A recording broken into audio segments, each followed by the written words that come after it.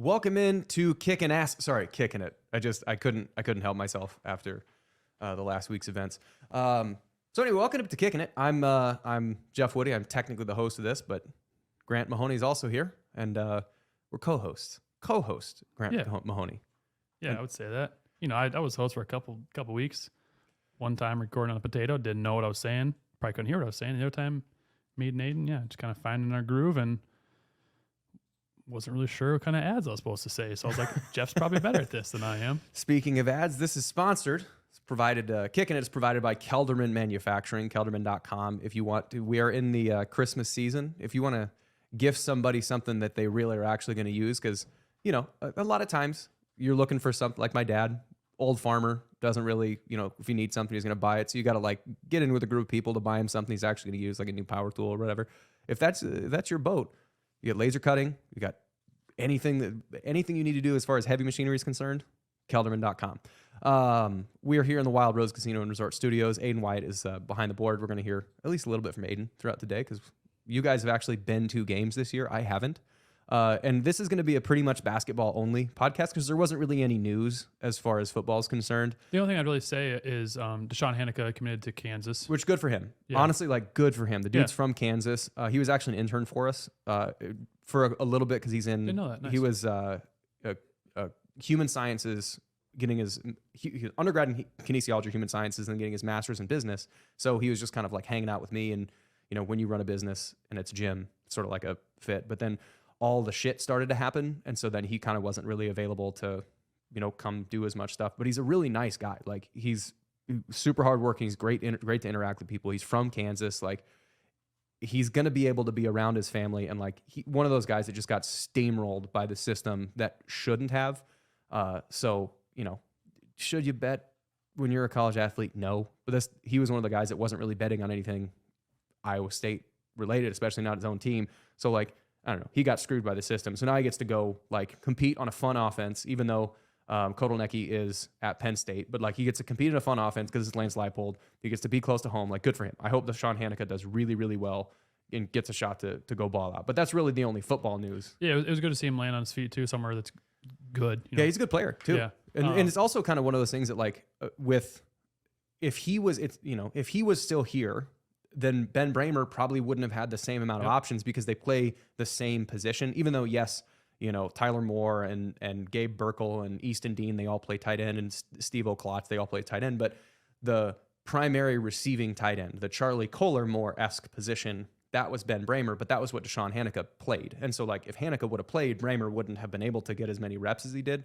So Iowa State gets Ben Bramer. Kansas has Deshaun Hanukkah. Everybody gets to be happy. So that's one of those things, like the good part of the transfer portal, that he wouldn't have to sit out another year because he already had 1 year more or less stolen from him from the whole gambling garbage that happened. So like, good for him. Everybody ends up happy. Everybody ends up landing on their feet. The only thing I would say too in football news, and I'm not trying to make any speculations, but I do know that Cartavis Norton's high school quarterback is a quarterback for Boston College. And I saw that Cartavis had an offer from Boston College, so it might be something to watch out for. Yeah, good for him. Yeah, it's before we start getting to basketball talk, transfer portal, I feel like 95% of the time, the transfer portal having no restrictions on it is a good thing.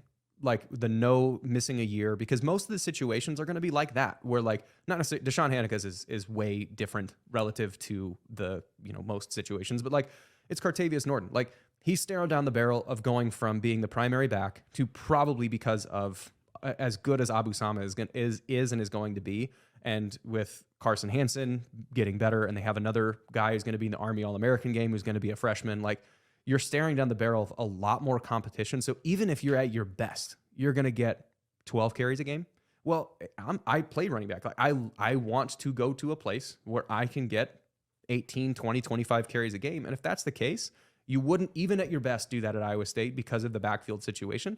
So go somewhere where you can do that, where you only get 5 years maximum, unless you get a COVID year. You only get 5 years to actually play. One of them is going to be a redshirt. You only get 4 in your whole life.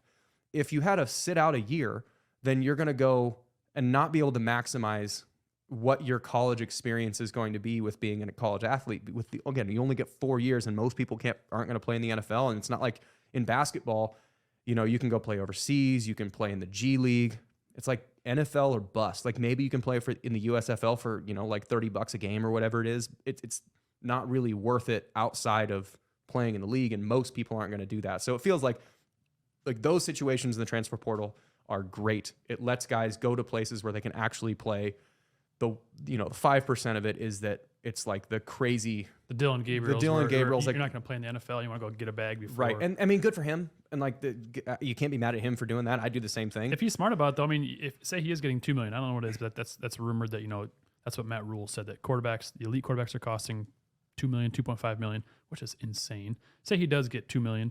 If he's smart with that money, he can retire at an early age and he can set himself up financially. Yeah, good for him. Yeah, good for him. And there's a good chance that he is not going to play in the NFL. If he does, he's probably going to bounce around, you know, from training camp to training camp. He's probably not going to be, you know, a Brock Purdy out there. Right. And at that point, you know, good for him. It's a weird market, and it feels like that's where most of the news is. But like, I'll kind of equate it to the interactions with referees, which, you know, football. And we said we're not going to talk about football. I will have one, there is one football thing that I just realized we were talking about. Kansas City Chiefs. They're becoming one of the least likable teams in the NFL to me. Like, so I don't have a fan. I don't have a fandom. Like I've talked about this in the podcast before. I grew up a Broncos fan, and then as I was playing, then you have like AJ goes to play for the Panthers, and then he goes to play for the Saints, and you're like, oh, I'm rooting for them. And KO's playing for the Ravens, and then he's playing for, you know, the Raiders, and you're like, oh, I'm rooting for them. And then Leonard Johnson plays for the Buccaneers, and I'm just rooting for my teammates. And then all of a sudden you're like, I just like watching football. And so I just stopped having a team because my teammates were playing on other teams. And so I've gotten pretty good at not really having a rooting interest until you like start watching the game and you're like, oh, I mean, there are certain teams like underdogs. Like I want the Lions to do well because what it means to the city, and the Dolphins are fun to watch. And like you have teams that you sort of like better than others. But for the most part, I'm going in watching it, going in cold, like no expectation. I don't have a rooting interest. And if you go in cold and just watch the Chiefs without a rooting interest, try and take any glasses off. Their offense is fun to watch generally because Mahomes and Kelsey are like, I mean, they're the best magicians, best quarterback tight end combination that's ever existed, and it's not close. Gronk is, you know, Gronk and Brady, but they are more conventional it's just Gronk is 6'7" and 270 and strong and fast. Gronk. But if you watch the Chiefs, and usually Mahomes is on the likable side, if you look at Chris Jones might be the dirtiest player in the NFL as far as cheap shots, complaining to the referees. And who is that? He's the number 95 defensive tackle. He's a terrific player. Dirty as hell. You look at the Charles Omenihu, who's the other defensive end. They just picked him up. Dirty as hell. Like just cheap shots after the whistle, false starts, jumping across. And then the whole Kadarius Toney lined up offsides.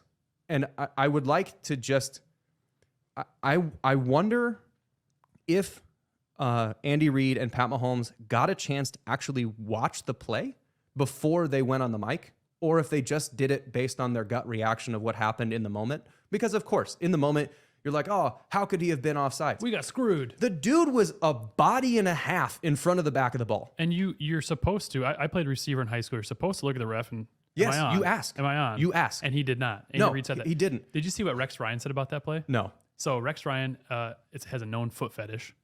And so I don't know if it was on Get Up or what it was, but they asked him about it, and Rex Ryan was like, you may not want to take a drink when I'm saying this. Rex Ryan goes, you know, I like toes, but I don't like the toe there. Right? I didn't like that toe. Rex, it's 8:30 in the morning, man. Yeah. Buddy, keep it in your pants. I eat toes for breakfast. In your pants. One thing quick. There was a video that was on Twitter of Kadarius Toney. He appears to look at an official, but he doesn't wait for anything in return. And honestly, so my wife has actually asked about that. Like, what are they doing when they wave their hand around and they line up? So if you, for those, most people would probably know this if you played football, but if you haven't, and the wide receivers come out and they're going to put their hand in one of three places. Two mean the same thing. So they're going to put their foot on, and they're more or less going to get in their stance, and they're going to look over at the referee, and they're going to put their hand forward, like in a fist. They're going to put their hand forward, like straight out, like they're trying to give knucks to some imaginary person in front of them, or they're going to put their fist to the ground. What that means is I am intending to be on the line of scrimmage, and as he's looking at the referee, and the referee will give him a thumbs up or like, you know, give confirmation that like him saying, I'm intending to be on the line of scrimmage. Am I on the line of scrimmage? So you put your fist forward, put your fist down. if you put your fist kind of like backwards, sort of like a basketball player at the free throw line gets kind of dapped from one of the guards behind him, and kind of put your hand behind you. Like you're taking a baton in track and field. Like you put your hand back like that. That means I'm intending to be off the line of scrimmage. Am I off the line of scrimmage? And the referee's going to do that. Kadarius Toney did not do that. Okay. I think the complaint with the Chiefs, when Pat Mahomes was losing his mind, saying that I've never seen that call ever and you should get a warning and whatever, the dude started offsides. If that ended up in an interception, then that play wouldn't have counted, right? Like I believe they could have denied the penalty because it's like an offsides, but like if that play didn't end up successful, it's still a penalty. You would have gotten 5 yards back and could do it again. So if you're supposed to give a warning, you guys were trying to run a hurry up. The referee probably didn't have a ton of time to run in to get Kadarius Toney's attention to say, hey, you need to back up, professional athlete who's done this several thousand times. And the refs will do that for you. If they you're, will. Yeah, if you're offline, they'll kind of give you a scooch back. And the last thing I'll say before we get into basketball is like when I use the officials are usually right. Like most of the time, officials are like police officers in that as long as you are more like most interactions with that, if you are friends with, if you know any police officers, generally speaking, and this is, community specific and it's all different, but like most of the time, if you interact with a police officer and they're like a traffic cop or at an event or you're walking around the tailgating lots and you're like, hey, how's it going, officer? How's it going? Nice weather outside. Like it's mostly pretty pleasant. And like, if you watch Hard Knocks, you'll see like the coaches and the players, like, talking shit with the officials being like, man, what kind of shoes are those, dude? You got to get yourself some new kicks or whatever. Like that's what most of interactions with the officials are. And just like a police officer, they generally don't want to give you a ticket. They don't want to arrest anybody. They want to make sure like, hey, just get out of here. Like most of the time that's the interaction. So like use them to your advantage. So when the Chiefs went and like completely complained about everything and saying like, oh, we're getting screwed. Nah, bud, like y'all. That's the worst call I've ever seen. Y'all have gotten more calls in big moments. Last year in the Bengals game, Pat Mahomes is almost out of bounds, and I think Joseph Osai might have been the Bengals player that pushed him. They gave him 15 yards. Butker hits the game winner, easy money. Okay, that was a questionable call, probably right, but kind of on the borderline. And then the pass interference or the whole defensive holding against the Eagles, which was absolutely not a holding, which put them into field goal range. Again, they win the Super Bowl. You win the AFC Championship and the Super Bowl on sort of questionable calls, and now we're complaining that the NFL's out to get them this year because a guy lined up a whole body offsides. Get over yourselves. As a neutral observer, as a person who does not have a team, I don't care who wins, the Chiefs are an extremely unlikable team at this moment. Tell it to Josh Lenz, man. He'll fight you in the street. Boy. I mean, Mahomes tried to go after a referee. Like, he had to be held back from going after a referee. Yeah, that was silly. That was dumb. You know what's not dumb? Winning basketball games, man. Beating the Hawks by a zillion points. It's nice that Iowa State, had another nice and easy non-con game. And then Prairie View A&M came in. Prairie View. Yeah. Before we recorded, you were like, I'm going to talk so much shit about Iowa. So let's just get in. Like, if you're interested in that, hang on, guys. The fans want to know, is Prairie View A&M better than Iowa? They sure looked like it. It is interesting when you watched Iowa in that I don't think that their season is going to end up as poorly as what they played against Iowa State. Like, they're going to figure some things out. But we were talking beforehand, one of the things that when you watch the Iowa State men play the Iowa men, it was sort of like watching Caitlin Clark play against the Iowa State women for the most part, which is that they were just faster. Like, they were faster and more athletic and more explosive than the other team. Iowa State's men's team was a 1 through 5. They were tougher, faster, stronger than Iowa's 1 through 5. Whoever you're putting them up against. Like, the Iowa may have a better true basketball player, like a hooper at that position, but Robert Jones and Trey King don't give a shit about being a great hooper. They're going to put an elbow through your neck, and you have to deal with it. And Iowa couldn't deal with it. I told you. I said Rob Jones is going to take their big man, stuff him in a locker, He did. take his lunch money, and now he's currently dating his girlfriend. And Unconfirmed. Oh yeah, unconfirmed. Unconfirmed. But I mean, I mean, no disrespect to cross-country runners, but the Iowa team out there, they looked like cross-country runners. Like, I don't know if they have a weight room facility in the Iowa basketball facility. If they don't, they should invest in one because they looked soft out there. They looked like they didn't want anything. They were shying away from contact. None of their bigs wanted any contact. Rob Jones and Trey King just really did whatever they want. I mean, they went a combined, I don't know, they combined for Rob Jones went 6 for 6. I do know that. I think they missed 2 shots. I think it was like 11 for 13. I think it was like 14 for 16 or something in that range. But either way, I mean, it was, and the thing is like, generally speaking, what can you take from this going forward? That to me, it's as enjoyable as it is to beat Iowa so soundly in basketball. 14-17. As enjoyable as that is, you want to think like, what can you do to take this forward? A couple things, and then just like layering the Prairie View A&M game on top of the Iowa game of just like what the last week has been. It feels like with, when we talked last week of saying like, as long as 2 of the guards are on, then your offense is going to work. Well, it feels like both Lipsy and Gilbert were on against Iowa. And then it felt like Kurt Jones and Lipsy were on against A&M. And Pavletsky was sort of pretty good in both of them. He's a glue guy. I like Pav. And like moves the ball around, gets offensive rebounds, has a lot of like the transitionary stuff, whether if there's a loose ball. Like one of the things that's really nice that Taman and Pav, I feel like do the best of is when there's a loose ball or like a pass gets tipped or something like that. They're not just looking to like dive on the ball and then sit on it and just, let's dribble it out.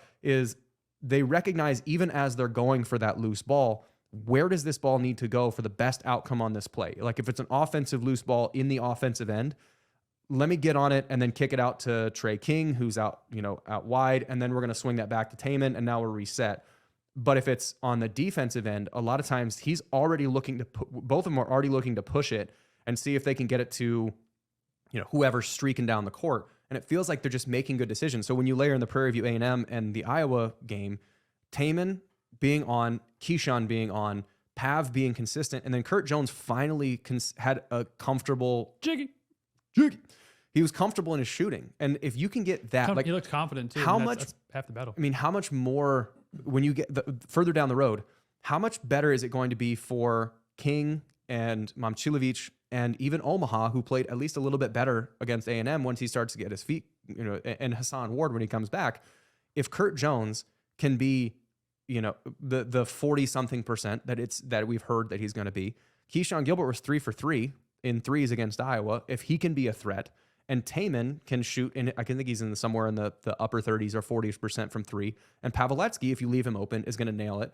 So if Kurt Jones can be that sniper, and the other 3 guys can be, upper 30s, low 40s, how much further out does that draw the defense, which makes then Hassan Ward, Trey King, Rob Jones? I think that's what happened against Iowa, is that because of how good the guards had been, you couldn't help off of the guards, which then meant the overmatched center, or like the post players for Iowa, had to man-to-man, like had to try and hold up against grown dudes, and they couldn't. And then if you're trying to sag off, then it kicks back out to Gilbert and Jones and Lipsy and Pav, and they're going to shoot it. And like it feels like with the consistency that the post players have played and getting the other kind of the transfer guards getting more comfortable, this team feels like it's not just like a flash in the pan against Iowa. It feels like they're going to be able to continue to build on this because of how consistent they've been. Yeah, I mean, and the team, they're still gelling. They're still new. I mean, you look at the roster and really only Lipsy and Rob Jones, a little bit of Trey King. He came on, he second semester last year, I think, is when he was able to first. And Hassan Ward towards the very, very end. Yeah, so I mean, like, you look at the roster, and Lipsy and Rob Jones are really the only 2 guys that got significant minutes the entire year last year when you're looking at the roster. I mean, everyone else is new. You got Demarion Watson, who plays a little bit, but they're still figuring out each other's, everyone's nuances and, who's going to be where. And I think this team's starting to gel really nicely. And I really enjoy the balance of the team because, like you were saying, we can bang it down low, and then, say we were to run into, Hunter Dickinson for Kansas. He's probably going to be tough down low for Rob Jones and Trey King. So our guards are going to need to step up. But it's like Iowa State is so dimensional at all levels that we're going to be a hard team to stop. And then once Iowa State plays that tough defense that they play, I think Iowa State's going to be a tough out for teams as we go on. The 2 things that concern me a little bit about this team going forward are free throws are still not awesome. I think they're like 68% from the free throw line, and turnovers, which when you're boat racing people, it's not as big of a deal because you're forcing so many. But against teams like Houston and Kansas and, fill in the blank other Big 12 schools, that the amount of turnovers when they start getting going too fast feels like it's a bit of a problem. And Bloom and Williams and Bloom on their Sunday pod talked about how hard they're going to be to beat at Hilton. Well, what happens away from that? They're still a consistent offensive threat because of how deep and balanced they are generally. But can they just eliminate the amount of mistakes that they make, whether it's in transition or turning the ball over, that the turnovers on the defensive end are going to be able to benefit them more than their turnovers on offense are going to hurt them? Well, I think too, kind of what Nate had said last week when he talked to Linda Wigginton, is he said that Wigginton enjoyed playing against better teams because defensively he knew where they were supposed to be, whereas these teams like Prairie View A&M or FAMU who are playing on Sunday, they're not quite as good, so they might not be in the right position. So we saw, Iowa State had 25 turnovers versus Prairie View A&M, but then versus Iowa didn't have as many. Like Jackson, it was 11, I think. Like Pav only had, he had no turnovers versus Iowa. He had 3 versus Prairie View A&M, but as a team as a whole versus Iowa, Iowa State had 12 turnovers, and they had twice as many versus Prairie View A&M. And I think that's what Nate was kind of saying, is that the teams that aren't the good teams, these bye games, if you will, those teams aren't always in the right position defensively, and I think that causes some turnovers. One thing I did want to point out, though, you talk about free throws. I didn't realize this until I just looked it up. Iowa State was 36 of 48 Against A&M? Against A&M. They shot 48 free throws. 36 of 48 is really good, though. I mean, you missed 12, and that's not good, but shooting 48 free throws? That's a lot. And what's nice about that, too, is talking about your game traveling. I remember there was the Oklahoma game when they went 31 of 31 from the free throw line back in the Prom era. It was Prom era or Hoiberg? It was definitely right around time of crossover. It might have been one of those Prom teams with Fred's players. Yeah, but it was 31 of 31, and I think Iowa State shot like 6. And it wasn't even barely. Well, if you're a consistent team with Gilbert getting downhill, Taman always kind of mixing it up, and he's as a guard, it feels like he is more aggressive towards the basket than any other guard on the floor. Like him and DeJuan Harris are the same player, where they're just in the right spot all the time, and no other guards are boxing out other guards at the 3-point line. So he's just gonna, I remember hearing, it was in the Michael Jordan documentary, the Bulls 3-peat one, Last Chance, Last Dance. Last Dance, yeah. That when he was talking about Rodman, the thing that Rodman did really well is understand just by intuitively, ball is coming in at X angle. Where is this rebound going to be? It feels like Taman understands that just from being a gym rat. Like when a shot's coming in, it's probably going to be a long shot means a long rebound. Okay, well, long shot, long rebound. Where is this ball going to bounce to? I'm just going to see if I can find my way to that spot because no one's boxing me out. That's why he gets 8 rebounds a game. It's just because he's always kind of there. Yeah, and I think shout out to Taman Lipsey too. He broke the school record for steals versus Prairie View A&M. Iowa State's basketball history is not that good though. Sarcasm font. Yeah, we've had some pretty good sarcasm guys. Font. Yeah, never on the defensive end has it been very storied. No, and that's true. And Aiden and I had talked about this before and kind of jumping all over the place. But this Iowa team, I don't think they're a tournament team. They're not good. I think that's one of the worst Iowa basketball teams I've ever seen. And I grew up an Iowa fan, so I watched Iowa basketball and football, until I was probably a junior in high school. This Iowa team is bad. Like to the point where I think I texted you guys. I was like, are they missing someone? Like, do they have other guys someone's not playing that should be playing? Like, no, this is who they got. Well, it just feels like they're not able to match physicality. That's the thing. Because that's what Purdue, with Zach Edey and that team that Purdue's got, they're meant, it's going to be a fist fight. That's what Purdue wants. And they're going to dare you to stand in the middle of the ring and trade punches with them. When they got boat raced by Purdue. Well, come against Iowa State. That's kind of what Iowa State wants to do. They just don't have a 7'3" guy doing it. They've got a bunch of dudes that are, Rob Jones, who's 6'10", 6'9", 6'10", but is the same type of physical, and Trey King, same. I mean, it's dudes that squat, and they're trying. Iowa hasn't been able to match any of the teams that when you do have to stand in the middle of the ring and just trade, swing back and forth. Trade punches. Yeah. They can't. They haven't done that. If there's a team that wants to dance around and play fast and play, pretty basketball, Iowa's better at pretty basketball than anybody else. They're just not. They just don't feel like they have the same the amount of toughness needed to match teams that want to, be the Texas Tech style games. But they also, you got to remember too that the last 5, 6, 7 years they've had an All-American on their team. So they had Garza, then they had And the Murray twins. Yeah, the Murray twins. Bohannon. They had those older teams. They don't have that this year. I mean, they've got. I take back what I said about Peyton Sanford. The lights weren't too bright. He seemed like to be their whole team.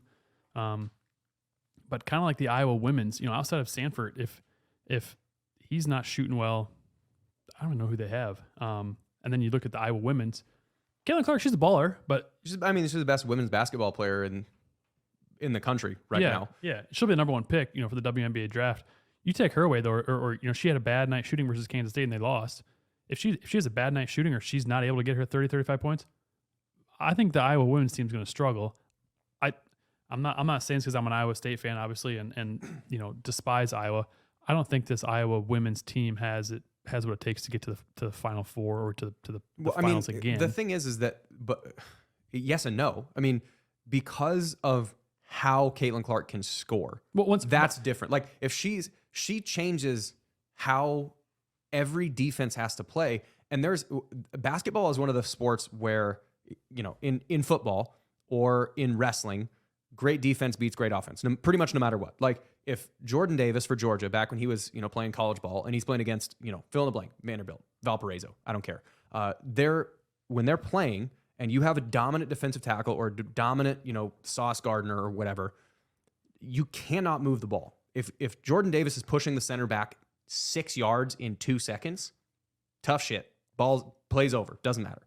In basketball, great offense beats great defense. You could be Steph Curry and Caitlin Clark are the same player in that they're going to take a lot of shots and they're going to make a lot of shots and they're going to take a lot of assists and they're going to turn the ball over a little bit more than you want. But because that at any moment, if you play over a screen, if you play under a screen, half a count too much, or if you're one step off, she can just pull it up, nail it from anywhere. So yes, I think generally speaking, on average, there's going to be a team at some point in the tournament that's going to find a way to hold her under, 28. And at that point, do they have enough firepower on the rest of the roster to get them through that round until she can be great again? Another one? Probably not. But because of how legendarily good she is, and whether or not you like her because she chirps at the referees more, she kind of talks a little bit more trash on the floor than some people like. I don't mind it, generally speaking, if you can back it up. But she's so dominant and so explosive from anywhere that's the difference. I mean, that's what beat Iowa State. She pretty much single-handedly beat Iowa State. She did, and I guess what I was going to kind of say in regards to that too is that Finley is a really good coach, and the Iowa State women's team is a very young team. And so I think what's going to happen with the Iowa State or the Iowa women's team once they get into the tournament, once they get deeper into the tournament, they're going to run to more athletic teams, more seasoned teams, and better coaches. And they're going to realize if they can figure out a way to minimize Caitlin Clark's output and force someone else on the Iowa roster to beat them, there is nobody else. I agree. There's which is easier said than done. Yeah, easier said than done. Again, it's Steph Curry's been really good in the NBA for a long time, and I don't think anyone on the scouting report would be like, "Hey, let's back off this number 30, see what happens." Well, it's tough too when you literally have to pick her up at half court because she's the point guard. So it's not like Klay Thompson, using a Warriors again. Like Klay Thompson has maybe the prettiest 3-point shot, just the best mechanics. Like it's a gorgeous looking shot. He might have the best shot, but he's an off guard. So you could deny. Then he gets the ball and you're in his jockstrap the entire time. Make him get rid of the ball or make him put it on the floor and drive him off the 3-point line. Steph Curry's and Caitlin Clark, they're bringing the ball up the court. Like, where are you going to pick him up? At half court, well, they're still quick enough and athletic enough to drive by you. So you can't play so tight. So it's one of those things that when you have a dominant point guard that can shoot like they do, that's what makes it as impossibly difficult to guard. And that's why it's so frustrating when you're playing against them that, you know, that's the point, the shots you made for that 30,000 or not 30,000, that 3,000th point. Like that was someone else was dribbling the ball up the court from what, I don't know what the terminology for where that court is, but like on the wing. And it was just a drop off. Like it was a drop off, underhand drop off, and launch it. And it's 2 feet. Like that's all the space that she needed to just crank it up. But I will say, like with the women's game, I was super impressed with Ariana Jackson. Like that, big fan of hers. That to me, like what stuck out. I mean, all the freshmen that are there, like Naidu is tough as nails. But as far as like ceiling skill development, it feels like she is sort of like Jazz from last year. Like everything, she's going to be in the right spot all the time. She's going to be way more, her intensity is going to be higher than anybody else on the floor, but she's not going to give you a 23-point game versus the rest of these freshmen feel like they have really high ceilings, but they also have really low floors. But it feels like Ariana Jackson, and she's Kendall Jackson's little sister. So Kendall Jackson was a linebacker for Iowa State for a while. He and his twin brother played at Roosevelt when I was coaching there. And just absolutely great family. Their dad, Hezekiah, was a football player back in the 90s, like great family. But independent of that, when you talk about like Caitlin Clark and her like suddenness, like she is athletic enough. When Ariana Jackson was on the floor, she sometimes got out of position, but that was more like not knowing where to be specifically against a person like Caitlin Clark. But if you were to take Caitlin Clark now and give Ariana Jackson a year of experience and have Ariana next year play Caitlin this year, I think that is a matchup that, you know, Caitlin's still going to get hers, but that's the type of player that Ariana Jackson can play into, is that she's going to be that, you know, Gabe Kalsher-esque defensive stopper from a guard position because she is, you know, tenacious, athletic, going to be in the right position. I think she's going to have a little more offense than Kalsher did, but too, like she, to me, her and Audie Crooks were the ones, and Audie Brown were the ones that those three for real, or for me, stuck out the most of like, oh shit, there's some ceiling here. Yeah, Addie Brown's a dog. I mean, I think she was an All-American, McDonald's All-American coming into Iowa State. And you can tell why. Like, she's tough, man. Yeah, you can tell. You can tell when you know, in the female game, I was at the game last night when Iowa State women played North Dakota State. Shout out to Amy and Murray, my neighbors, who gave us tickets. Appreciate that. And it was good to see him in person. For me, Ariana Jackson reminds me of Taman Lipsey on the men's team. Yeah. Just makes winning plays. Yeah, and you know, really good defender, just tough, hard nosed. And she's just a baby right now. She is, and that's what's super promising. I think that's what, you know, a lot of the women took away from the Iowa game was that, yeah, they lose and you don't want to talk about moral victories, but they're a young team and they're missing their all Big 12 point guard. Yeah. You know, who I hope she's doing okay, and I hope if the circumstances are right, she comes back. But if not, you know, she's doing, you know, what's best for her. But I think this young team, we're going to see them grow as the year goes on. Kind of like the football team, you know, the football team's super young. Early on, we had our headaches and, these, you know, Ohio, that sucks. Oh, but as they got older, they matured and they, you know, throw into the fire. You're either going to sink or swim. And our football team is swimming. And I think our women's team will swim as well, too. Are they going to be a tournament team, a Sweet 16? I don't know. I think they'll be a tournament team, but I don't know how much. I don't know how much they're going to advance. It feels like that's a matchup thing because they've got bigs and they've got skill, but do they have, you know, if they play a really guard dominant team, I don't think, especially if Emily Ryan isn't, you know, if depending on what her status is, and if Emily Ryan comes back, totally changes the game. But they're not super deep at guard to be able to handle a really guard dominant team if that's who they match up with. But if they have to match up with a team, it reminds me sort of like Texas last year or the year before that, when they have just like 4-6-6 women that are just on the block gonna fist fight with you. We don't play LSU, but they got a couple tall girls on their team. They just have better guards. But like that, just a really forward dominant team, Iowa State can match up with pretty much any forward dominant team because like between Brown, Crooks, and what's number Nadabu, like those between that group, like, and then Naidu and then Jalen Bristow, like playing sort of that like big guard wing position. It feels like they're going to be able to match up against teams that are really forward dominant. But if there's a really guard dominant team, they just don't have the depth and speed yet to keep up with them for all four quarters. Just thinking, Jalen Bristow is another one. I think she didn't recognize the physicality she had to play with, and she got run over, like more mentally than physically. But like I think she got sped up a lot more than she was expecting to with some of the bigs that Iowa had. and the pressure that their offense through Caitlin Clark puts on you of being like, shit, we have to score in this possession. I've got a decent look. I'm on the block. I got to take this shot. Well, that might not be the right shot for your team there. And you learn that by playing it and then not having it work and then watching the film of why it doesn't work and then going, hey, maybe next time I'll kick that out to, whoever, fill in the blank, to Jones. And then she's going to find a better entry point and I still will be able to take my shot, but this might not be the exact one. I feel like she is the one that's, a lot of them are going to learn lessons, but it feels like that's what Jalen Bristow is going to learn from, is that you don't have to like relax and breathe a little bit. You don't have to take every shot that is kind of okay because the pressure that the other offense is going to put on you. Yeah, and you can tell, that they still do have freshman moments because they are their freshmen.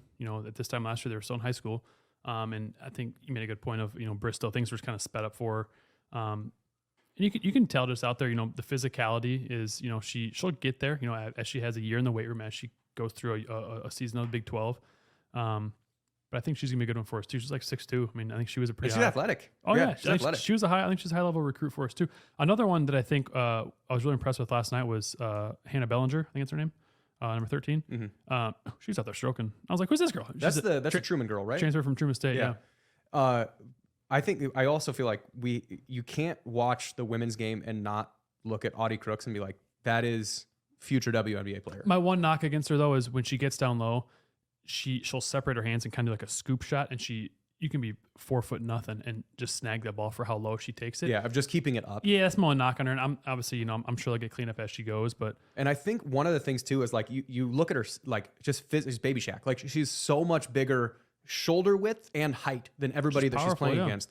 That and in high school she's playing 1A basketball. Yeah, like she's never had to move her feet defensively ever because she's just bigger than everybody. She has wider shoulders. She's like running into a cinder block wall. But now you have other people that are going to move you off. So I think her big thing that she's gonna develop over time is kind of her defensive footwork and being able to actually move around a little bit more because she's capable of it. It's just a thing that she's never had to do. It is to me it feels like the basketball equivalent of me pass blocking when I got to Iowa State. And I think I've told this story on here before.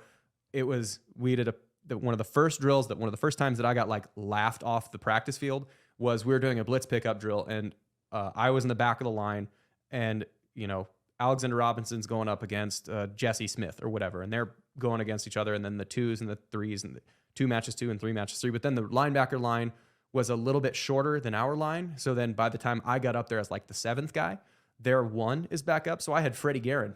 That was an all-conference linebacker. He was a 5th-year senior, and I was a fresh out of high school, never blocked a day in my life because they just said, hey, Jeff, here's the ball, go run with it 35 times a game. I never had to block ever. We do blitz pickup, and Freddie Guerin puts his helmet under my chin and gets his hands under my shoulder pads, and my shoulders broke my fall. Wee! And Coach Pope audibly laughing as with Tic Tacs, audibly laughing as I get back there and puts his arm around my shoulder. I was like, well, son, you're gonna have to get your pads down a little bit. Like, yeah, I got it. Thanks, Coach. Yeah, I never experienced that. Yeah. Well, you never got trucked by anybody, did you? I was the one doing the trucking. Yeah, that's true. Other than the K-State guy. Mm-hmm. Get your weight up, bitch. Get your weight up, bitch. That's right. But it feels like the basketball equivalent of that is that like moving your feet defensively when you are as dominant in high school as she was. She never had to do it, so now you have to do it. And it feels like that's the thing that she's going to pick up on the more like throughout the rest of the season is how she can use that strength and height and length that she's got to be able to influence shots in a way that Robert Jones does for the men, in that he's setting offensively, not defensively, like offensively, he's setting screens to get Taman easy drives. And defensively, he's holding their post, 4 or 5 feet further out than they want to be, which ruins the offense. It feels like Audie Crook's going to be able to do that. Just she doesn't know how to do it yet. Yeah, and I've seen too with previous years where you've got girls who are more powerful like Audie is, who they almost like block out the defender and allow just a lane for Ariana Jackson to drive to do a layup. Mm-hmm. So she'll learn, because Audie has probably been one of the more powerful girls in the court for most of her life that she's played, and it's a huge adjustment going from where'd she play, Algona, I think 1A to Iowa State. Bishop Garrigan. Garrigan. Algona, yeah. Yep. It's a huge adjustment. I mean, as you know, as a football player, it's a huge adjustment to speed wise, and then for basketball, it's a huge adjustment because it's going from that high school to Big 12 play is a big adjustment. So her endurance will get better as the season goes on once she kind of gets her footing under her and her positioning is going to get better. And I'm excited to watch this young team go forward. And I think they're going to take their lumps and bumps, but it's going to help them in the long run.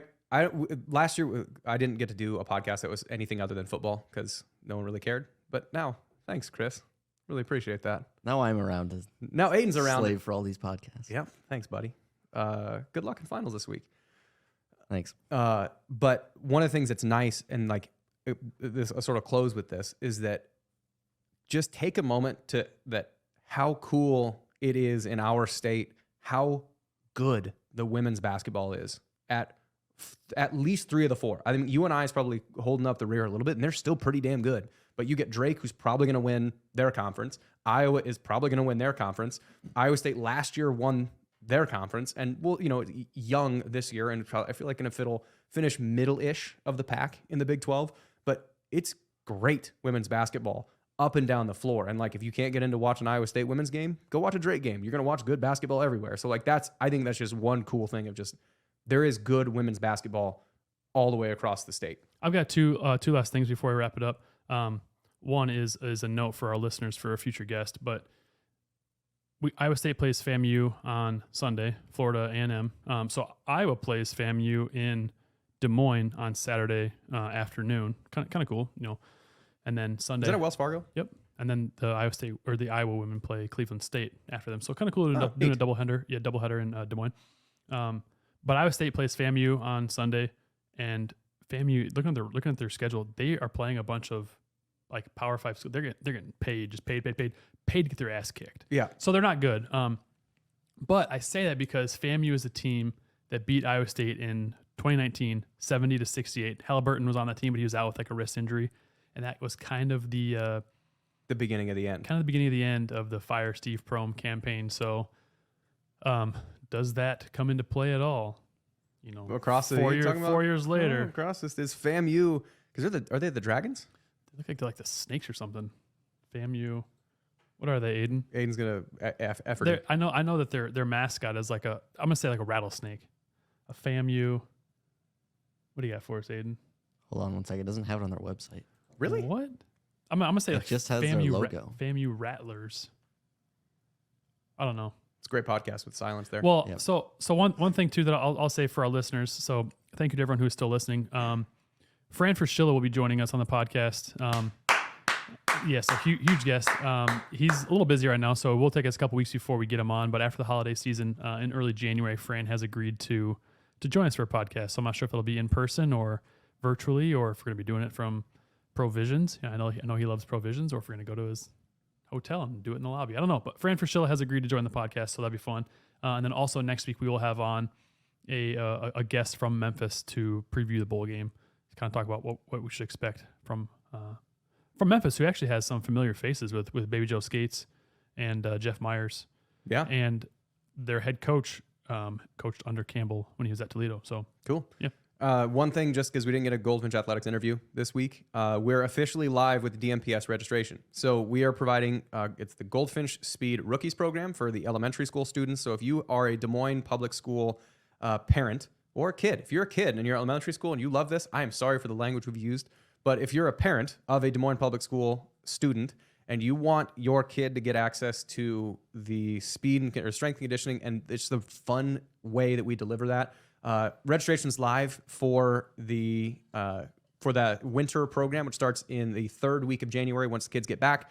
And it's also then Goldfinch Speed Junior High program. So the elementary school and junior high program. So the DMPS, it's the community education programs. We are live with one of those. The link for that I'll give to Aiden to put in the show notes if you are a DMPS parent of those kids. So that's all I got, but we're officially live for the winter. So I'm really excited to actually work with those kids at Central Campus. The Wednesday, the junior high or elementary school is Wednesday nights at 3:45.